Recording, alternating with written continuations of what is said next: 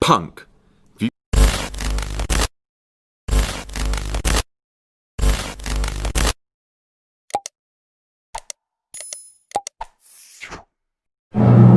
And now, the nations of the world, brought to you by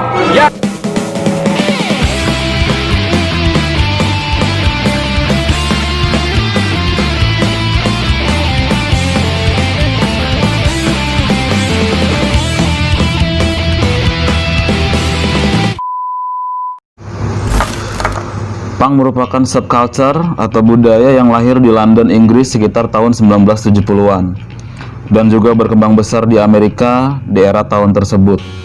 Kelompok ini lahir karena adanya keresahan yang mencakup aspek sosial, ekonomi, dan politik pada masa itu. Punk sendiri adalah bentuk kritikan atau sindiran terhadap penguasa yang tidak adil pada era itu sendiri, yang disiratkan melalui fashion atau style, berpenampilan, gaya rambut, dan juga diilustrasikan ke dalam lirik-lirik dalam musik punk itu sendiri. Punk lebih terkenal dari fashion yang nyentrik seperti rambut mohawk ala suku Indian atau dipotong ala feather cut dan diwarnai dengan warna-warna yang mencolok. Menggunakan sepatu boot, rantai dan spike, jaket kulit, celana jeans, dan baju yang lusuh. Punk juga merupakan sebuah gerakan perlawanan anak muda yang berlandaskan dari keyakinan we can do it yourself, atau penilaian punk terhadap suatu masalah dapat dilihat melalui lirik-lirik lagunya yang bercerita tentang masalah politik, lingkungan, ekonomi, ideologi, sosial, dan bahkan sampai ke masalah agama. Psikolog brilian asal Rusia, Pavel Semenov, menyimpulkan bahwa manusia memuaskan kelaparannya akan pengetahuan dengan dua cara.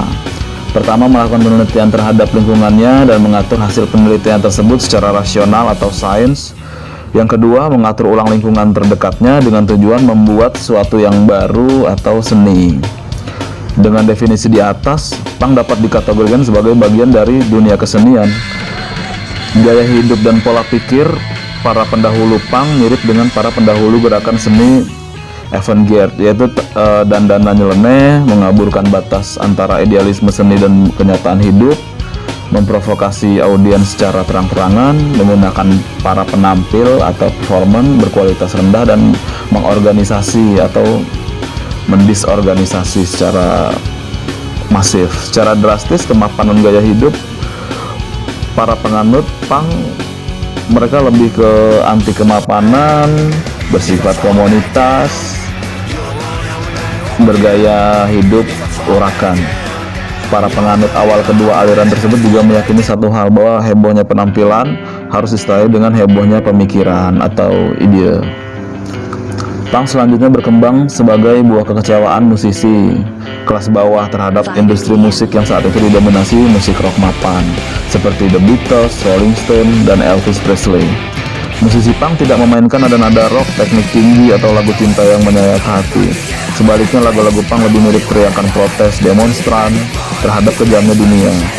Lirik-lirik lagu punk menceritakan rasa frustasi, kemarahan, dan kejenuhan, berkompromi dengan hukum jalanan, pendidikan rendah, kerja kasar, pengangguran, serta represi aparat, pemerintah, dan figur penguasa terhadap rakyat yang timpang dan tidak adil.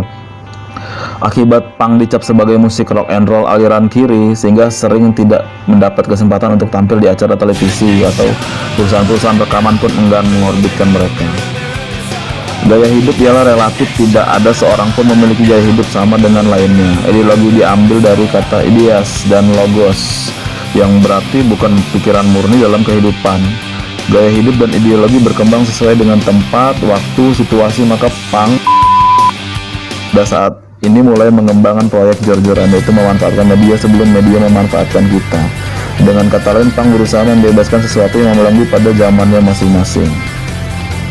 Beberapa contoh band punk pada saat itu yang di awal-awal adalah Ramones, Casualties, Sex Pistols, Rancid, dan sebagainya. Sampai saat ini sudah banyak sekali band-band punk yang terbentuk dari rasa keresahan yang dilampiaskan lewat seni di bidang musik. All that was needed now was for punk to break into the mainstream. The first out of the blocks was The Demo,